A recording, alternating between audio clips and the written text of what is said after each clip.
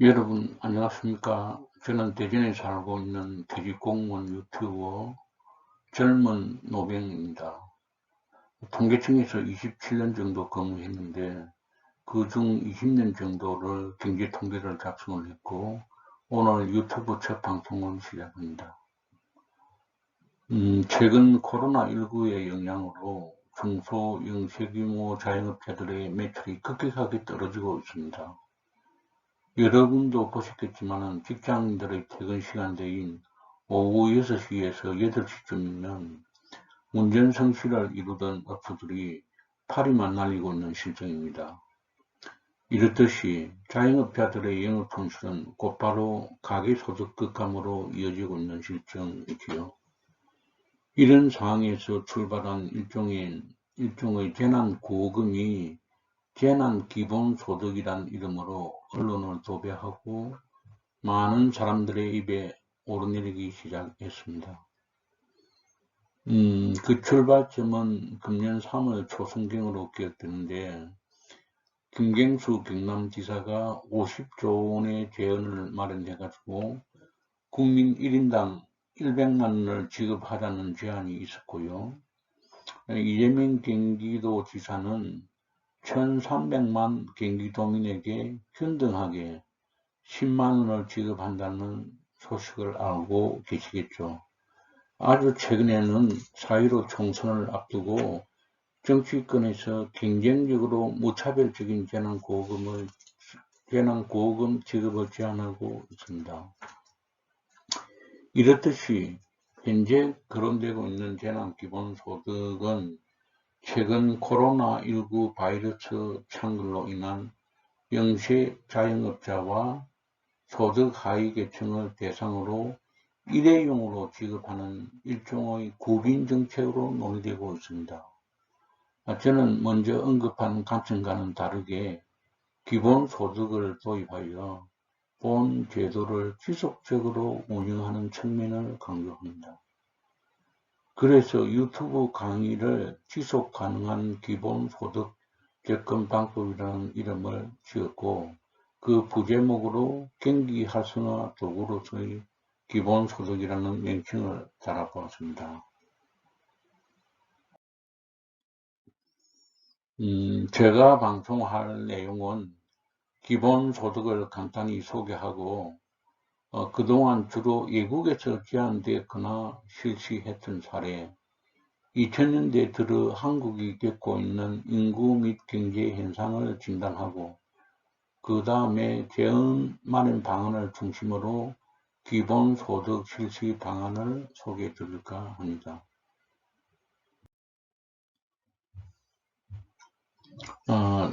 전통적인 기본소득은 소득이나 자산의 높낮이에 관계없이 인간 존엄을 위한 최소한의 비용을 지급하고 생산기술 자동화로 인한 현재 및 미래 실직의 대응 방안으로 거론이 되면서 최소한 인간평등주의가 그 밑바탕에 깔려 있다고 하겠습니다.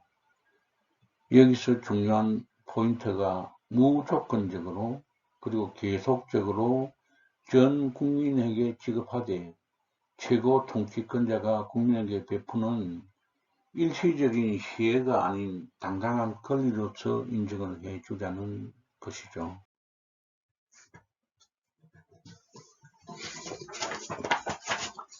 먼저 기록에 남아있는 최초 제안자라 할 수 있는 사람은 16세기 토마스 모어가 유토피아라는 소설에서 주장을 했고 18세기에 토마스 스펜서와 미국의 대영국 독립운동가 토마스 페인이 주장을 했고요.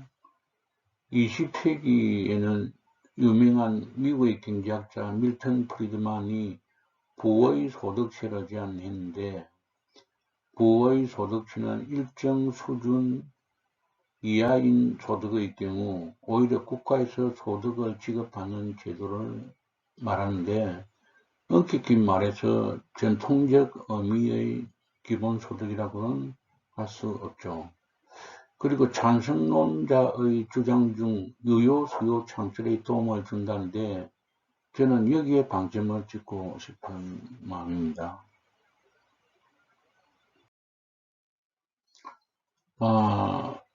그 제안 사례를 살펴보면서요. 먼저 우리나라에는 기본소득자 및 실행자가 없을까 하고 생각해 봤는데 분명히 있었다고 생각이 듭니다. 있었다면 다름 아닌 고구려의 고국천왕시대 을파소 재상의 진대법이었다고 생각이 듭니다. 왜냐하면 진대법은 춘궁기에 곡식 씨앗을 주고 가을에 수확량의 일부를 되돌려받는 제도였는데 그때 당시 씨앗은 지금 시대의 현금과 마찬가지이기 때문입니다. 현대적 감각으로 재해석해 보면 종잣돈을 시중에 공급하여 경제 선순환을 유도했기 때문이죠. 그럼 외국의 제안 및 실황 사례를 보면 다양한데 예를 들면 벤파지스와 밴드프로트는 소득세, 금융거래세, 이산화탄소세 등을 이용하고 서천과 그레비츠는 기존 복지 프로그램을 개편해서 재원을 마련한다는 지원이 있었죠.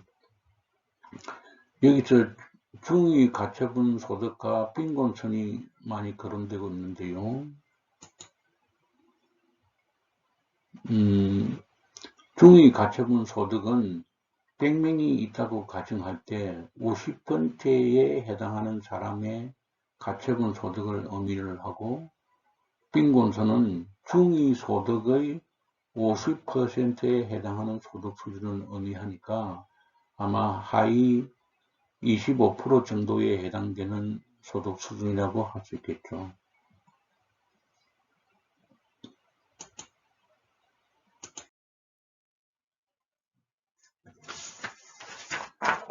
페이지 내용은 서희선은 2016년도에 성인 1인당 월 300만원, 미성년자 월 80만원 기본소득 지급안을 국민투표에 붙였는데 유권자 77%의 반대로 부결되었습니다. 근데 그 이유는 분명하지는 않지만 놀고 먹는 사람들을 양산한다는 생각이 작용을 했다고 보입니다. 흔히 그 서양의 로빈후드 효과나 조선시대의 임꺽정이나 홍길동 역할과 같은 것이 되겠죠. 있는 사람의 돈을 빼앗아서 없는 사람에게 분배하는 형태라고 할 수 있는데 사실 국가도 그럴 수가 있죠. 영국의 비버러지 재상이 주장한 요람에서 무덤까지라는 복지 정책이 있었지요. 그것은 사실 국가가 지나치게 소득재 분배를 실시하겠다는 전행적인 사례가 되지 않나 생각이 됩니다. 6페이지 주요 내용은요. 북유럽의 국가 복지표본국가 핀란드의 시범적인 기본소득 제도라고 생각되는데 표본으로 선정된 25세에서 58세 성인 2,000명에게 월 560유로를 지급하는 방법과 캐나다 온타리오 지역에서 2018년도에 실시하면서 성인 4,000명에게 매월 캐나다 달러 1,400달러를 지급하는 사례가 있었지요. 이 페이지에는 네덜란드와 이란에서도 지금 실시한 사례를 소개하고 있고요.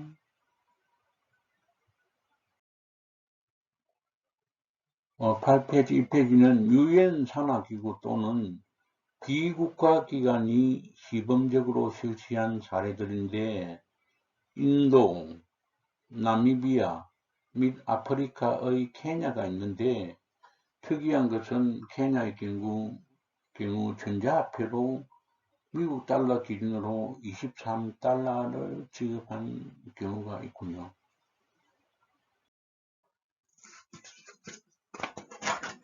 9페이지는 미국의 이계주에서 개인 투자자로부터 자금을 조달한 경우와 자선단체에서 재원을 조달한 아프리카 우간다가 있으며 미국 알래스카주에서는 석유 수입을 모든 주민에게 지급한 사례와 경제협력개발기구, 국제통화기구 및 국제노동기구에서도 본 제도의 효과를 분석하고 제안한 사례가 있었죠.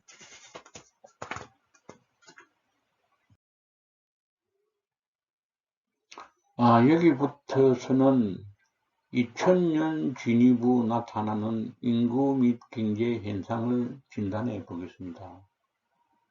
향후 50년 동안의 추계 인구는 2029년을 정점으로 인구가 감소할 것으로 예상이 됩니다. 가임 여성 1명이 평생 출산하는 자녀 수를 2019년도 기준으로 살펴보면 0.92명인데 현재의 인구를 유지하기 위해서는 이 출산율이 2.9명 정도 되어야 합니다. 우리가 강대국의 기준을 살펴보면 경제적 후생 수준인 1인당 GDP 규모보다는 그 나라의 총인구, 전체 GDP 및 국방력 등이 우선하는 지표라는 측면에서 경제 규모가 전 세계 13위권 정도 된다고 해서 강대국이라고 할 수는 없을 것 같습니다. 평균 수명은 1990년 72세에서 2018년 83세로 28년 만에 11세가 늘어나는데 이런 추세면은 30년 정도 지나면 어떻게 될까요? 제 생각으로는 한 90살은 되지 않나 생각이 드는데 그럴 수도 있겠죠. 12페이지 내용은 10페이지야 내용이 다소 중복되어서 그냥 넘겨가도록 하겠습니다.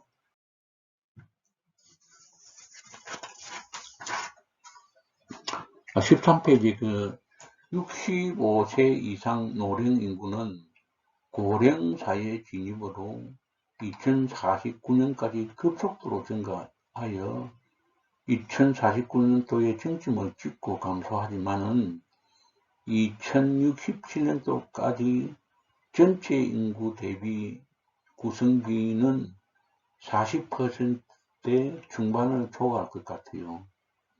여러분 이렇게 되면 정치판이 어떻게 바뀔지 참 궁금한데 대통령 선거나 국회의원 총선에서 과연 표심이 어떻게 나타날지 저 개인적으로 매우 흥미로운 과제입니다.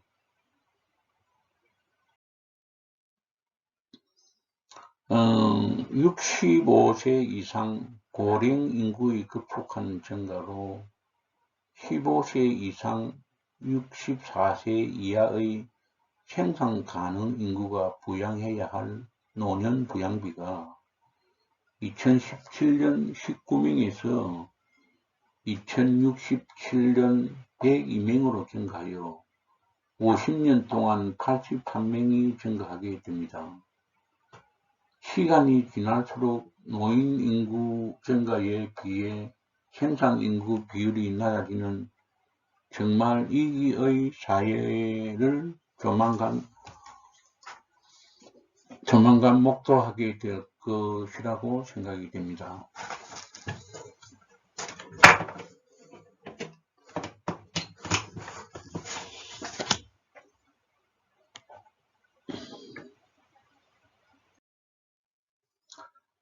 이 페이지 OECD 주요 회원국 중 한국이 유독 노인 빈곤율이 매우 높은 수준을 보이고 있는데 그 의미는 노인 인구의 자산 및 소득 규모가 극심한 양극화 현상을 나타내고 있음을 지적하지 않을 수 없습니다.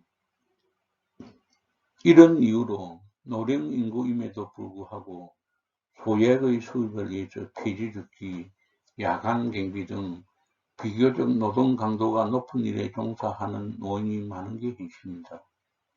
그것도 안되면 노인 자살, 극심한 고독으로 노인의 삶이 인생 말년에 매우 고단한 삶을 살고 있습니다.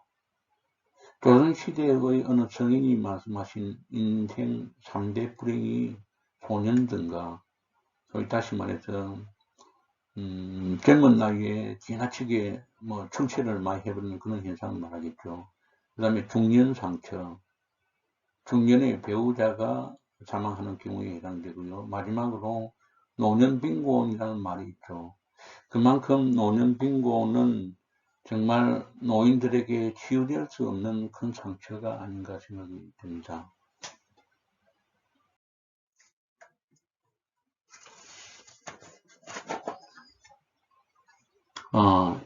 이 페이지에는요, 이전까지는 그 종전에 경험하지 못한 병리적인 인구 현상에 대해서 살펴보았고, 지금부터는 2000년대 들어 악순환의 고리에 빠진 경제 현상에 대한 진단을 해볼까 합니다. 16페이지를 살펴보면 개인의 총체적 경제적 후생 수준인 1인당 실질 GDP는 2000년대 들어 추세적으로 감소하면서 경제적 역동성을 잃어가는 모습을 보이고 있는 게 사실입니다. 사실 여기는 아이러니 아닌 아이러니가 있는데요. 2019년 경상 GDP 성장률은 1.1% 증가했는데 지나지 않지만 물가지수의 일종인 GDP 디플레이트라는 물가 수준 하락으로 실질 성장률이 2.0%를 기록한데, 제가 알기로는 실질 성장률이 명목 성장률보다 높은 사례는 관련 통계 작성 이래 처음이 아닌가 생각이 듭니다. 그런데 이런 현상이 앞으로 많이 나타날 것으로 예상이 되는데요. 그 이유는 기술 집약 산업인 전자제품, IT 기술 발전 등으로 신제품 출시 기간이 갈수록 짧아지는 경향이 있습니다. 그런데 이럴수록 공업 제품의 물가는 오히려 하락하는 현상이 발생하기 때문이죠.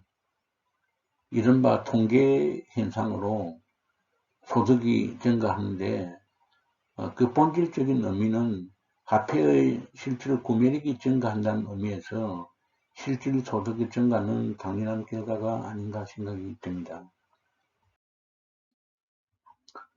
17페이지 최근 2010년부터 2018년까지 9년 동안 시도별 1인당 GRDP 성장률은 4.1%인데요. 충청북도가 가장 높고 경상남도가 가장 낮게 나타났군요. 그 다음에 18페이지는 2018년 1인당 GRDP는 울산광역시가 가장 높게 나타나는데, 울산은 소득의 역의 유출도 매우 크게 나타나 분배 측면에서의 소득은 생산보다 훨씬 나타날 것으로 보입니다.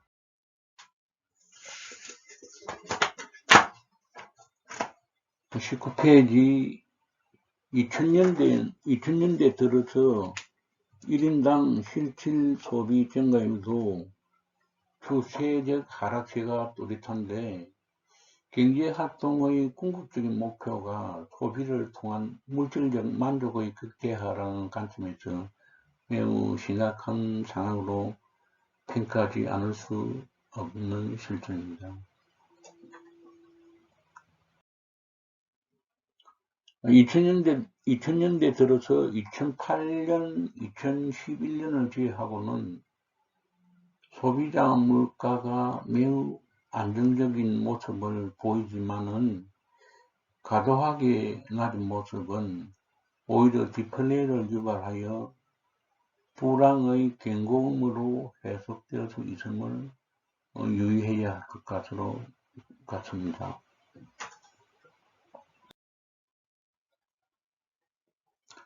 2000년 들어 기업의 생산 수준에 비해 생산 설비의 과잉으로 기업의 투자율이 뚜렷하게 감소하는 모습을 보여주고 있습니다.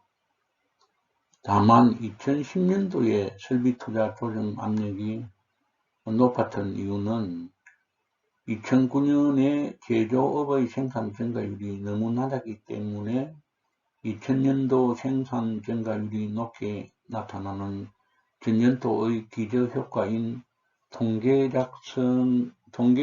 착시 현상이 작용한 것으로 보입니다.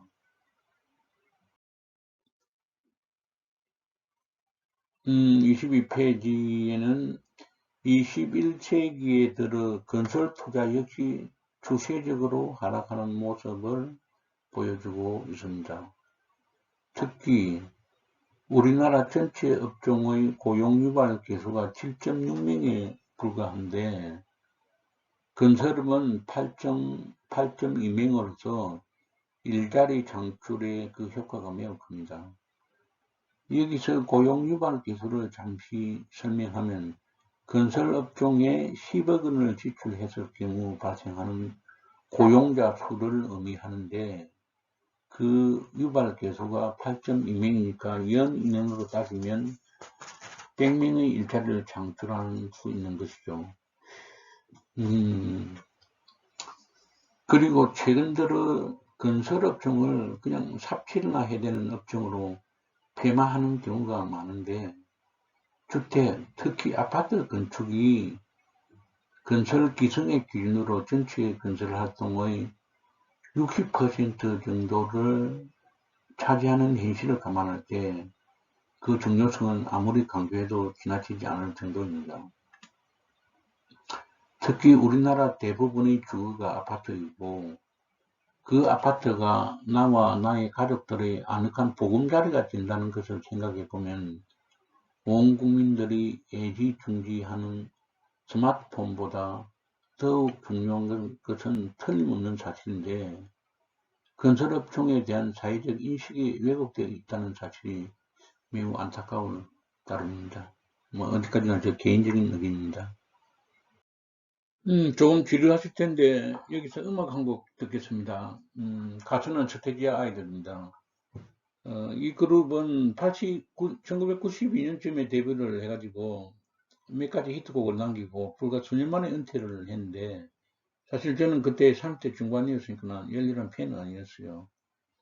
그런데 은퇴 기자회견에서 창작의 고통이 너무 심해서 정상에 있을 때 빨리 떠나기로 했다는 말이 참으로 인상적이었어요. 그때 당시 정치 대통령은 김영삼이었고 문화 대통령은 서태지였다는 말이 있었죠. 우리 역사의 후삼국 시대의 하나였던 태봉의 궁에 대항의 중요 정책이 북진 정책이었는데 서태지는 이런 사실을 이용해가지고 발해를 꿈꾸며라는 노래에서 북진 정책을 음악으로 만들었는데 음악 속에서 북진 정책을 표현하는 것이 얼마나 힘들었을까 생각하면은 그 창작의 고통이 이해가 갑니다. 들려드린 음악은 서태지와 아이들의 난 알아요입니다.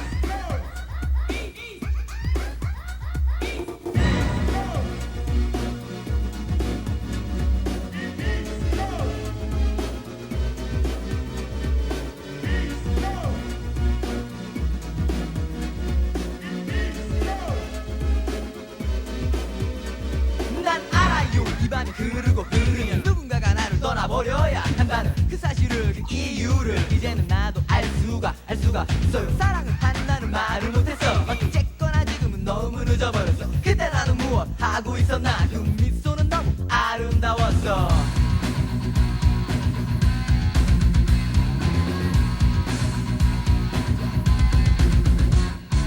난 정말 그대만을 좋아했어. 나에게 이런 슬픔 안겨주는 그대여. 제발 이별만은 말하지 말아요. 나에겐 오직 그대만이 전부였잖아. 그대여.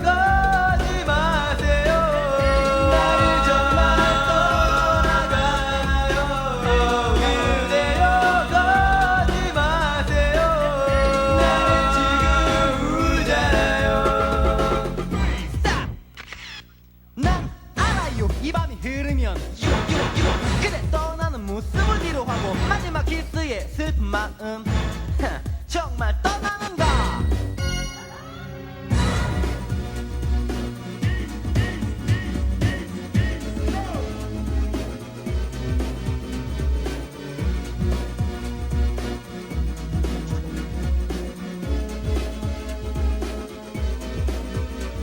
사랑을 하고 싶어. 너의 모든 향기 내 몸속에 젖어있는 너의 많은 숨결 그 미소 그 눈물 그 알 수 없는 만큼의 마음 그리고 또 만큼의 마음 그 어렵다는 편지는 쓰지 않아도 돼. 너의 칙실한 모습을 바라보고 있어요. 아직도 마음속에 내가 있나요. 나는 그대의 영원한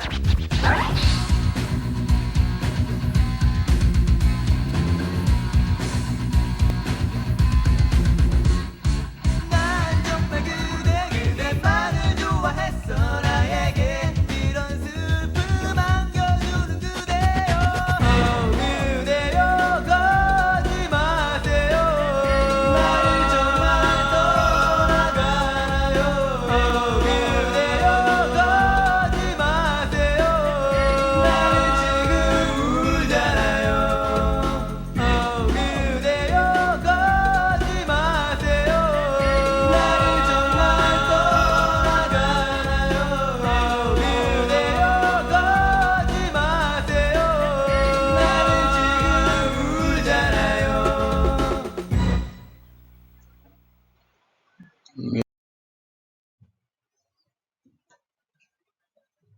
네, 음악 감상 잘 하셨습니까? 24페이지 본 페이지에는 15세 이상 64세까지의 연도별 생산 가능 인구는 2017년 기준 3,800만 명에서 2067년이 되면은 1,800만 명으로 추정되는데, 우리 사이에서 왕성하게 일할 사람은 급속하게 감소하는 것으로 보이는데, 결국 나머지 인구는 이 사람들이 창출한 경제적 가치를 나누어 갈 수밖에 없는 실정이 되겠죠.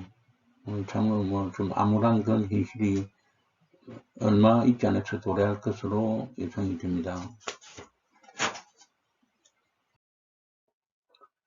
매월 15일이 낀 일주간에 35시간 이하 노동하는 불완전 취업자의 규모와 비중 역시 추세적으로 증가하고 있어 고용 안정 위험도가 높아지고 있는 게 현실입니다.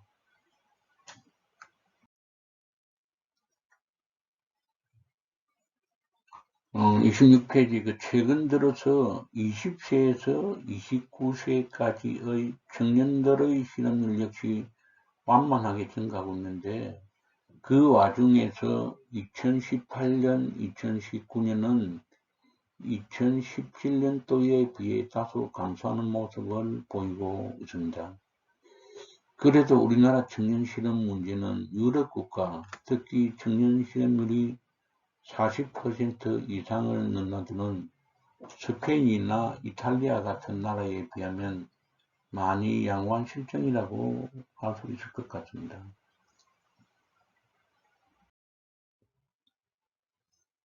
이 페이지의 경제 역동성은 토마 피케티의 21세기 자본을 읽은 후 생각한 개념인데, 당해 연도의 경제 성장률에서 자본 수익률을 공개하여 작성한 수치입니다.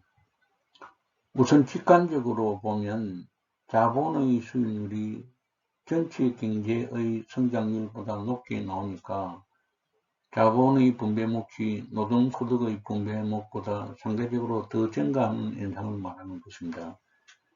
이것은 과거 연도부터 이제까지 축적되어 있는 자본이 생산활동에서 매우 중요한 역할을 하는 것을 의미하는데, 경제가 균형적으로 성장하려면 노동과 자본이 동일한 비율로 성장해 가는 것이 바람직하다고 볼 수 있겠죠.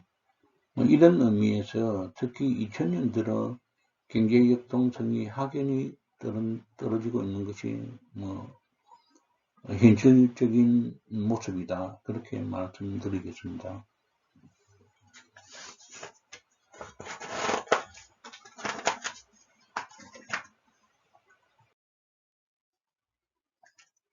이 페이지 2016년도에 제조업종 사자 1인당 부가가치가 9천만 원이었지만은 2019년도에는 1억 1천만 원에 도달하여 설비 자동화가 빠르게 진행이 되면서 자본이 노동을 대체하는 현상이 또렷하게 나타나고 있습니다. 게다가 지금 정부에서 박차를 가하고 있는 4차 산업혁명이 본격화되면은 로봇이 인간 노동을 대체하는 현상이 더욱 가속해질 것이 분명하다고 말씀을 드리겠습니다.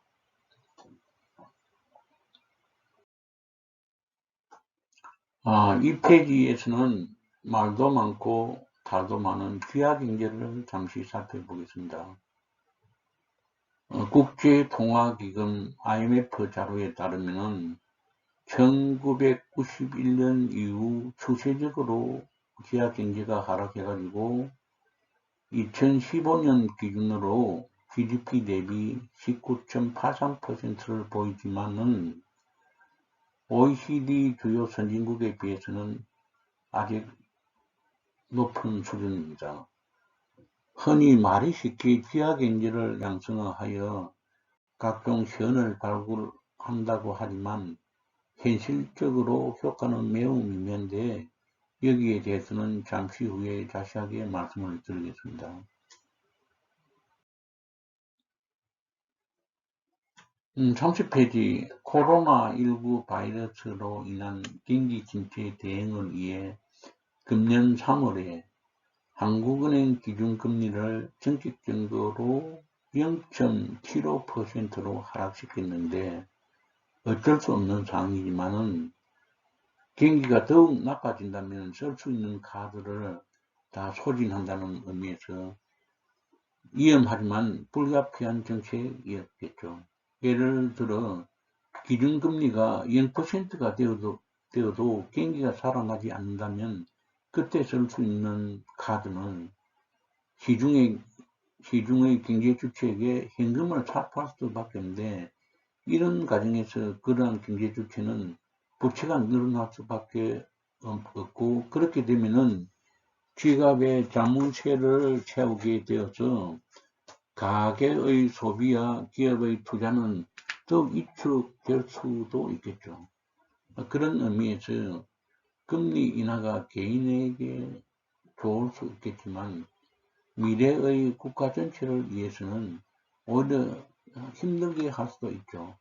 이른바 개인의 이익과 전체의 이익이 상반되는 구성의 오류가 발생할 수도 있죠. 앞서 슬라이드 20개를 통해서 다소 병리적인 인구 및 경제 현상을 진단했는데 이런 상황이 조금 더 지속되면 경제위기가 아닐 수 없죠. 사실 1960년대 초반에 실시된 경제개발 계획의 성공으로 한국 사람들은 고성장에 익숙해져서 작년에 TV의 10인치다. 그러면 금년에는 20인치를 사용하고 청년들의 스마트폰 버전은 1시가 다르게 올라가고 있는 실정이죠. 그런데 이런 추세로 경제가 좀 쪼그라들면은 오히려 자녀 세대가 부모 세대보다 못 사는 시대를 조만간 우리가 목도할 수밖에 없는 그런 상황이라는 것을 말씀을 드리겠습니다. 이 페이지부터는 전통적인 복지와 기본소득의 패러다임 전환을 설명하면서 몇 가지 말씀드릴까 합니다. 우선 전통적 복지와 보편적 기본소득 제도 중에서 방법론에서 보면은 매년 전 국민에게均等하게 지급을 하는 것이고요.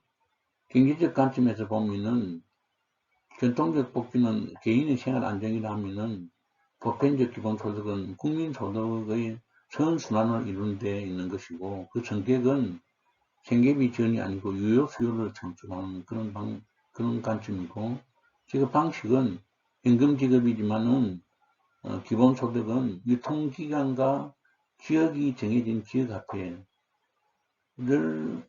지급하는데, 다시 말해서, 기본소득 체크카드 정도가 될 수 있겠죠. 그 다음에 난이도 면에서는 전통적 복지가 매우 복잡하다면 기본소득은 매우 단순하다. 국가 이념적인 측면에서는 개인적 차별주의에 관점을 두는 대신 최소한의 평등주의를 실현하자는 게 보편적 기본소득의 기본적인 패러다임이라는 것을 말씀을 드리고요. 그 다음에 33페이지에서는요. 그 다음에 기본소득 도입 이전 그 전통적 기본복지제도와 보편적인 기본소득 도입 전으로 소득 순환 모형이 어떤 차이가 있냐 하면은 여기를 보시면요. 기본소득 도입 이전에는 정부가 가게에 돈을 주는 것이 소위 구매력만 이전하는 이전 지출에 해당이 됩니다. 이전 지출에 해당이 되면은 이전 지출 중에 일부는 소비로 이어지고 일부는 저축으로 이어져가지고 이 총지출 규모가 상대적으로 소규모가 될 수 없는 반면에 기본소득을 도입해가지고 소위 기본소득 체크카드를 주게 되면은 사실상 비이전 지출에 해당이 되어가지고 비이전 지출에 해당이 되면은 전체를 소비하고 저축으로 노출되는 현상이 발생하지 않습니다. 그렇게 되면은 총지출 규모는 상대적으로 대규모가 될 수밖에 없다는 게 기본적인 차이가 있다는 것을 말씀을 드리고요. 그 다음에 그럼 이런 기본소득 실시 방안을 하는 데서 개헌은 어떻게 만날 것인가를 이제 논하는데 그 하기 전에 이 페이지 그 재원 마련 방안 중 개인지원 성수 효과에 대해서 간단하게 말씀드리면은 정부 지출 금액을 전액 교수의 수입으로 충당할 경우에 얼마만큼의 소득 증가가 발생하는가 하는 질문인데 흔히 그 재정학이나 거시경제학 교과서는 가장 간단한 소득 순환 모형을 적용할 경우에 정부 지출액만큼 소득 증가가 있다고 설명하고 있는데 소위 이제 이것을 균형 예산 성수라 하고 그 값이 1이 된다고 가정하는 것이죠. 그런 의미에서 사실상 비이전 지출인 기본소득의 경우 그 성수가 0.5 이상은 된다고 봅니다. 그러니까 기본소득을 100원을 지출하면은 새로운 소득 50원이 추가로 발생한다고 봐도 되는 것이죠. 여타 그 외국의 사례를 보면은 기본소득을 실시하는 경우 귀화 경제를 양성화하자는 주장도 있지만 그 효과는 제가 보건대는 미미한식입니다. 반면에 2020년 4월 현재 한국은행의 외환보유고가 4천억 달러를 상회하고 있는데 다소 과도한 측면이 있지 않는가 생각이 듭니다. 참고로 말씀드리면은 1997년에 IMF 예간위기 시의 외환보유고는 305억 달러였습니다. 그리고 그해 12월에 159억 달러의 긴급 구제금융을 국제통화기금 IMF로부터 차입을 했죠. 그러니까 1997년 외환위기 때보다도 지금의 해안 보유고는 약 14배, 15배 정도 돼가지고 엄청나게 안정된 그런 기반을 구축했는데 안정된 기반도 중요하지만은 이 돈이 좀 어떤 의미에서는 하루 낮은 수익밖에 올리지 못하는 어떤 의미에서는 그냥 보면은 사장시키는 돈이 아닌가 생각이 되는 의미에서 조금 유용 측면을 고려해 보아야 된다고 생각이 듭니다. 35페이지에 좀 보겠습니다. 국가 부채 개편과 관련해서 국가는 영속하니까 제만 원의 그 극단적인 방법으로 국가가 끊임없이 빚을 내가지고 은근과 이자를 갚아 나가는 이제 폰지 게임을 하죠. 폰지 게임을 말하는 사람도 있지만은 그야말로 이제 좀 무책임한 발상이 아닌가 생각이 되고요. 아까 말한 외환보유고 규모를 조금 축소해가지고 다른 용도로 사용하고 대신에 외환 보유고를 커버해주기 위해서 주요 국가와의 통화 서앱을 늘리는 방안도 좀 생각해 볼 수 있지 않을까, 좀 그런 생각이 좀 들고요. 그 다음에 36페이지, 37페이지는 제가 이제 만약 기본소득을 지급을 한다 하면은 어느 정도 지급이 가능해 볼까, 두 가지 경우로 나눠서 이제 실제로 해봤는데요. 37페이지에는 결론적으로 한 15만원 정도를 지급할 수 있겠다는 결론을 얻었는데요. 그 계량 모형의 전제는 경상 그 GDP가 연간 1%를 성장을 하고 기하경제 규모는 2020년에 GDP 대비 비중 19.83%에서 매년 0.942%씩 감소시켜가지고 2030년에 GDP 대비 10.42%를 유지하는 것을 가정을 했습니다. 그 국채 징수액은 2020년 13.38%에서 매년 0.213%씩 증가시켜가지고 2030년까지 경상 GDP의 16%까지 인상하는 것을 가정했고요. 기본소득 지급액의 케인지안 성수는 0.5로 가정, 그 다음에 지하경제 양성화 부가가치율은 20%로 가정하면은 부채 없이 국채 수입으로 약 15만원 정도의 기본소득은 한 2020년 조만간에도 지급할 수 있지 않나 생각이, 그런 결론이 났고요. 37페이지는 전제는 이제 다 같은데, 다만 보면은 연간 GDP 성장률을 2%, 그 다음에 국채 징수액을 2030년까지 GDP의 20%까지 인상을 하고 기본소득 지급액의 케인지안 성수는 1.0, 기하경제 양성화 부가가치율을 25%를 가정을 하면은 부채 없이 국채 수입으로 약 40만원 중반 정도의 기본소득은 지급을 할 수 있겠다라는 결론을 좀 얻었고요. 그 다음에 이제 기하경제 양성화에 대해서 조금 세수 확보 효과에 대해서 말씀을 좀 드리겠습니다. 일단은 경상 GDP를 2021년에 1,000원으로 하고 연간 1.5%씩 성장시켜가지고 2030년에 1,143원이 되도록 했고, 기하경제 비율은 매년 0.5% 감소해가지고 20%에서 15.5%, 기하경제 규모는 이렇게 계산하면은 200에서 229원이 되게 되는 것입니다. 기하경제 이 규모를 부가가치율로 환산하면은 21년 40에서 23년 45.7이 됩니다. 그러면 기하경제 양성화로 인한 국채 징수액은 2021년 6원에서 2030년 7원으로 됩니다. 그러면 양성화로 인한 그 순증가는 0.09원, 0.10원,